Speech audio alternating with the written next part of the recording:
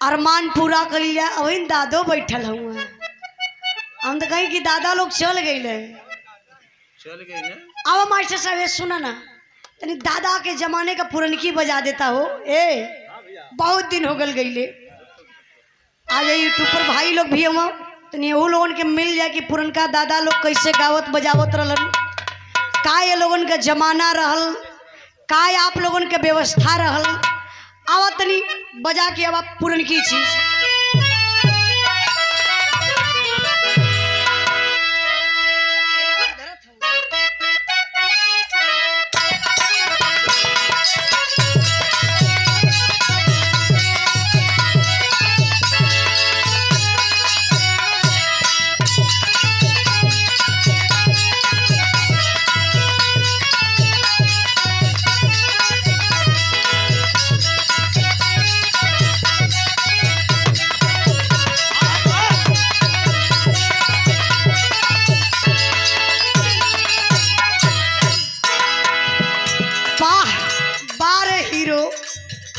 देखा भैया इनकर मुँह आप लोग देखिला का रजनीकांत भैल हो कि अपने मेहरारू का ही इकलौता मर्द हूँ।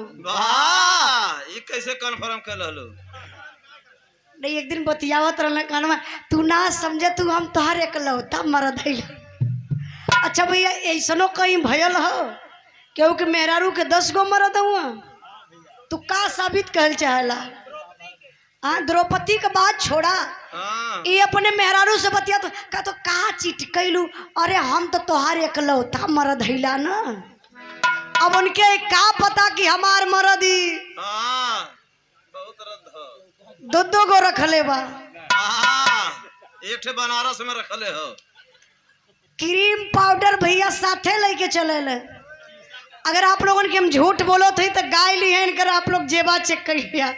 एक दिन हारमोनिया ऐसे बजावत हुआ नीचवा ऐसे ताकत हुआ हम कहली कहा देखत हुआ नीचवा पत्तिया पे देखे के चाहिए इनके। अरे वो मोती बैंड पार्टिया में से झटक के लिए अच्छा कोनो नचनिया कर रहल ओ आई बड़ा बढ़िया हमारे मास्टर साहब गीत बजौलन। पहले के जमाना में आज के जमाना में बड़ा अंतर हो गया। आज भी बतावल जला दादा लाठी वाला दादा पुरान चीजन का आज भी बहुत बड़ा महत्व बा। जैसे जैसे पुरान चावल, पुरान गुड़, पुरान दारू, पुरान में हरारू। एकर मतलब हम तो ना बताए भैया। एकर मतलब का भैया? एकर मतलब मेहनत कम लगैले। अच्छा इनके कैसे पता है? इनकर बाबू बतौले हो इनसे। मेहनत कम लगे के मतलब बूढ़ पुरनिया के घर में रहब बड़ा अनिवार्य होला। बूढ़ पुरनिया घर में रहला तो नई बहुरिया घर में रहली उनके वही घरवे में सलाह मिल जाला। अब पहले का जमाना रहे देखा नौजवान भाई लोग आप लोग सुना विजय बहादुर निषाद राज दरियावगंज से पुरस्कार देके सम्मान कैलन। अच्छा निर्गुण भजन अब आखिर में सुना बोलिए। हाँ भैया भैया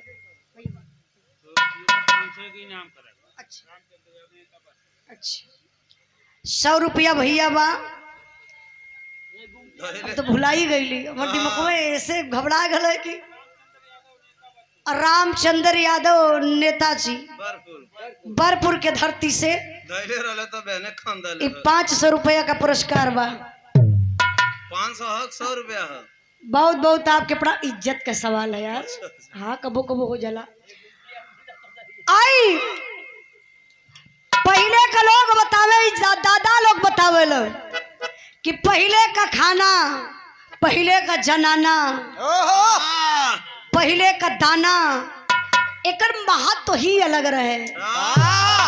नौजवान भाई आप लोग सुना दादा लोग जब शादी विवाह पड़े तो एक कुर्ता पूरे गांव को बारात करे। और एक दुल्हा पूरे गांव के मेहरारू खराक है।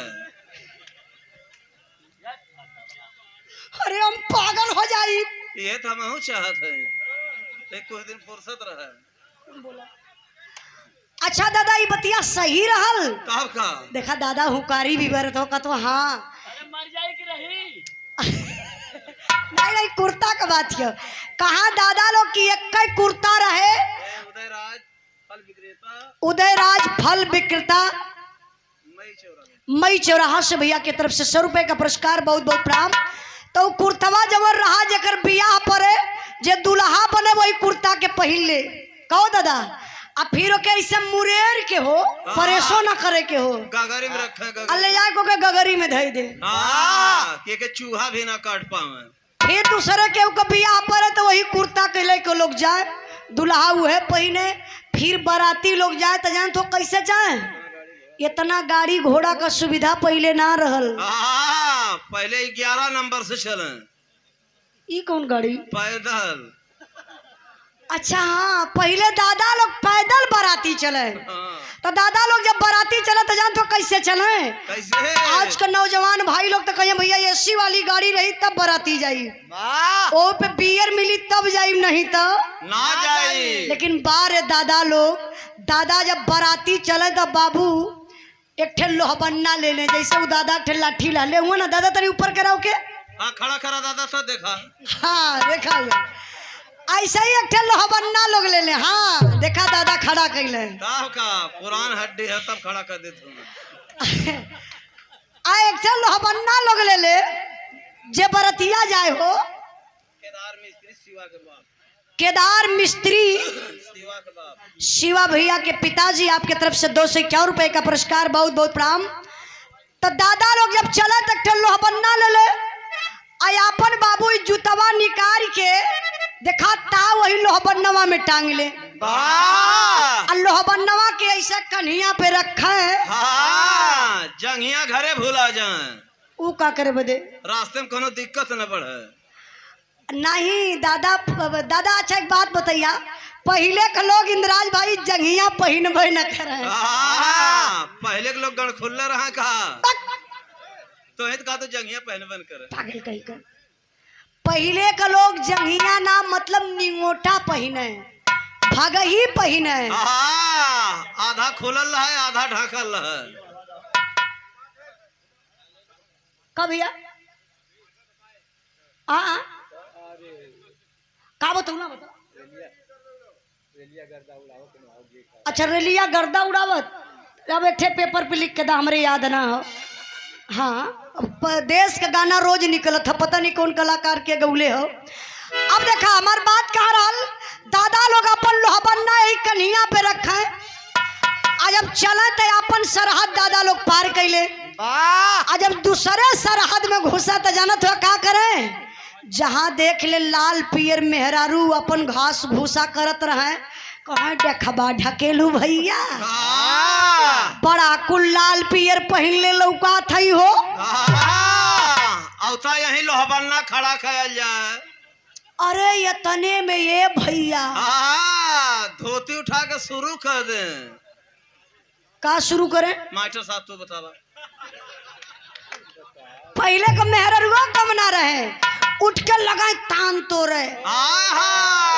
जान ले भी कहा रे कसम खाई के बोली है तू के कहला है। अरे बुढ़ऊ लोग मेहरारूअन के कहा कहा देखबी बौरही कौनो गांव से बाराती जाती हो। हाय बुढ़वा सब पगलाइल हुए का।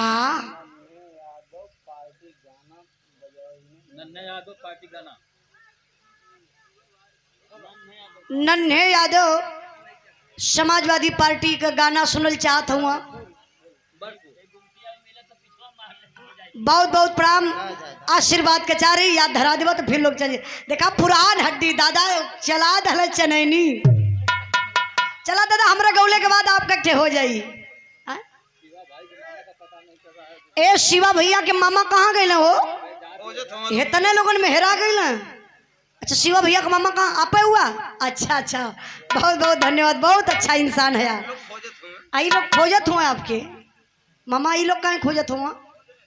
देख ला बैठल आराम से जाया मत ज्यादा बैठल ला मत जाए खोज जहाँ लोग खोजे वहाँ जाए के ना चाहिए तो का नहीं तो खतरे से खाली ना बा।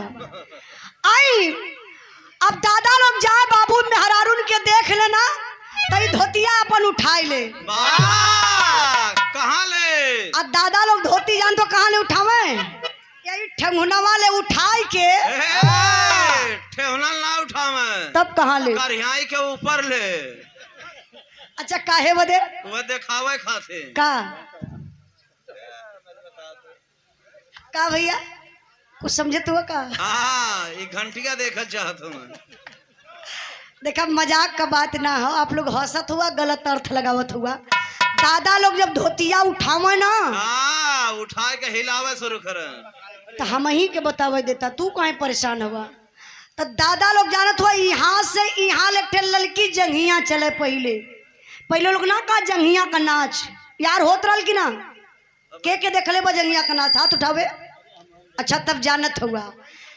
तो दादा वो यहाँ से यहाँ ले लोग ललकी जंघिया पहले रहे, ओई जंघियावा में बड़ा बड़ा घुघरू लगल रहे। एठे लंबा के रहा बीचवा में कुलहन कोस्ताद रहा। देखा दादा हमान के जमाने में उना हम सुनल बात बतावत, माफ करिया लोग। अच्छा दादा ऐसा रहा कि ना रहे? हाँ दादा का तो हाँ रहा। अब जा तो यहाँ से यहाँ ले बाबू जंघिया रहे, वो धोतिया के टारत जाए, और धोतिया के टार के वह घुघरुआ देखावे और देखा के हिलावे लगे, और हिला हिला के राम राम कही के मास्टर साहब गाय के नाचे, और वो फर्री कलैया मारे मास्टर साहब कैसे। सभाजीत यादव ये मम्मा हुआ। अच्छा अच्छा बहुत बहुत प्रणाम, हमरे शिवा भैया के आप मामा हैं, बहुत बहुत प्रणाम। 100 रुपए का पुरस्कार सब भाई लोगों के प्रणाम। अच्छा गावे दादा लोग कैसे?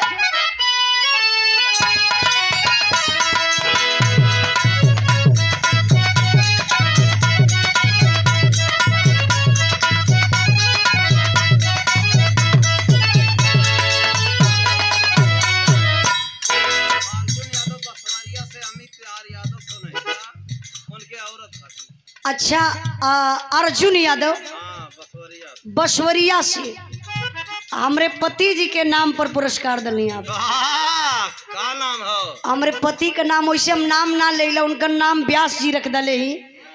काहे से जानत हुआ हमरे हिंदुस्तान का परंपरा के अपने पति का नाम ना लेवे के चाहिए, चाहे वो कौनो पोस्ट पर रहे, चाहे वो घर का गृहिणी रहा, चाहे समाज में रहे, लेकिन नाम ना लेवे के चाहिए। हम हरदम व्यास जी कहिला, लेकिन मन ऐसन बा कभी कभी नाम लेवे के पड़ जाला। आप लोग नेट पर सर्च करबा तो हमारे पति का नाम बा अमित आर्य यादव। अमित सार यादव ये हमारे भैया हम। ये देखी तो हमारे पति देव के नाम पर, हमारे पति देव भी सिंगर हुए, वो भोजपुरी के सिंगर हुआ, हम बिरहा के गायक बनी। हम तो सोचे से चर्चा कहन। आप बसवरिया से भैया? अर्जुन यादव बसवरिया से। सोनहिता मतलब जहाँ हमारा ससुराल बा वहाँ से आप आइल बनी। आपके चरणों में बहुत बहुत प्रणाम, आशीर्वाद के चाह रही है। 500 रुपये का पुरस्कार देकर के आप सम्मान किए, आपके चरणों में बहुत बहुत प्रणाम। यही तरीके से आप लोगों का प्यार दुलार मिलत रहे, आशीर्वाद बनौले रही। उजाला के और कुछ चाहिए ना, बस आशीर्वाद चाहिए। आई ए भैया तक टकिया बढ़ावा हो, ए भाई टकिया बढ़ावा। बेसो ना मिलत हो ना, कपड़ा दम थई लेत हो।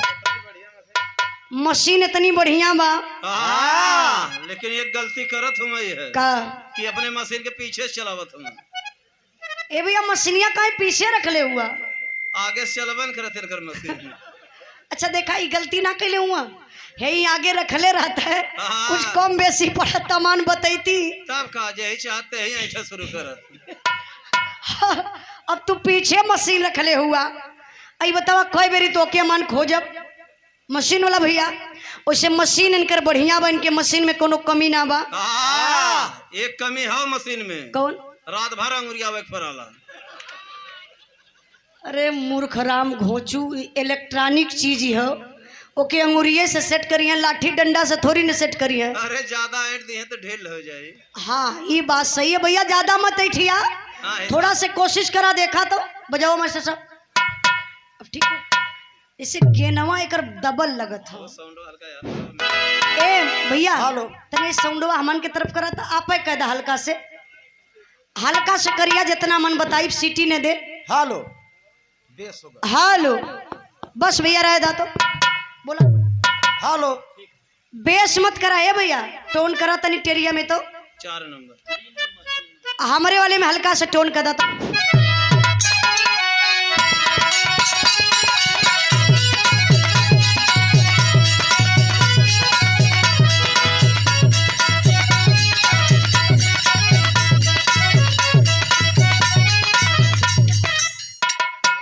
बतावा बहादुर यादव शिवा भाई का बहादुर यादव, शिव बहादुर यादव मेरे शिवा भाई की तरफ से, शिवा भाई की तरफ से। लेकिन लौकैला ना कहाँ चल गई ना ये समय प्रदेश भौजाई घर में है कि हो गई नहीं। अच्छा फ्लाइट रहा है। बहुत बहुत शिवा भैया के प्रणाम में 500 रुपये का पुरस्कार देके सम्मान के लन। अब इन काम काज में बिजी हुए दोनों प्राणी। बहुत बहुत प्रणाम। दादा लोग गावत रहन, कैसे गावे?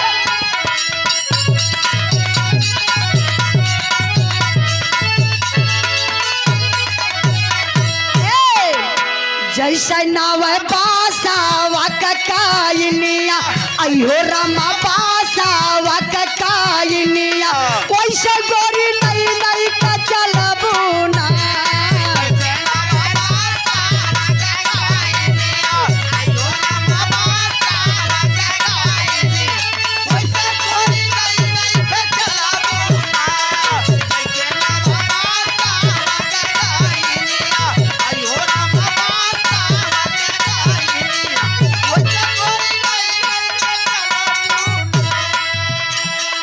भाऊजी का भाला जैसन जो बनावा आयो रामा भाला जैसन जो बनावा सोहला या दुरिया में मुनारी। भाऊजी का भाला जैसन जो बनावा आयो रामा भाला जैसन जो बनावा सोहला या दुरिया में मुनारी। हमार हारी हो नहीं गीत बदला मास्टर साहब, हम बीमार हो जाई।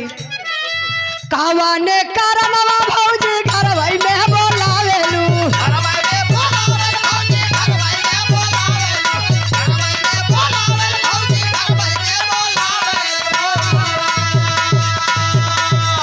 कावाने कारणवा भौजी घर भाई में बोलावेलू। कारणवा कौने ना हाई कारणवा कौने ना बंद कर देलू के वारिया। कारणवा कौने ना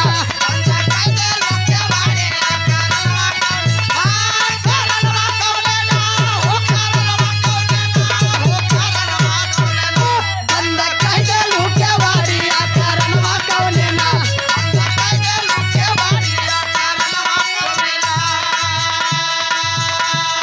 हाँ सही बोलाई के दवरू घरवाई में बोलाइला।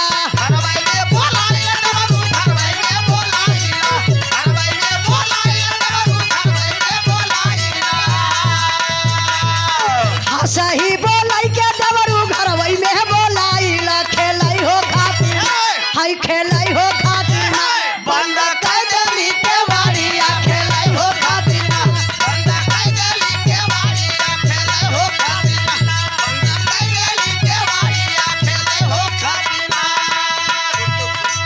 तुक बाजा बाजे लायर गोर कलई का नाचेला।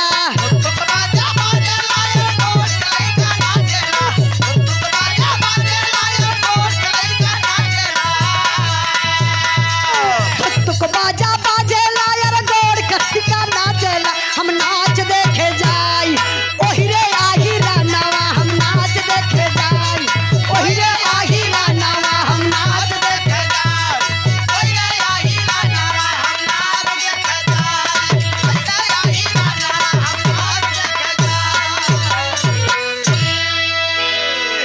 अच्छा धुन तराना क्षण भर का आनंद बा।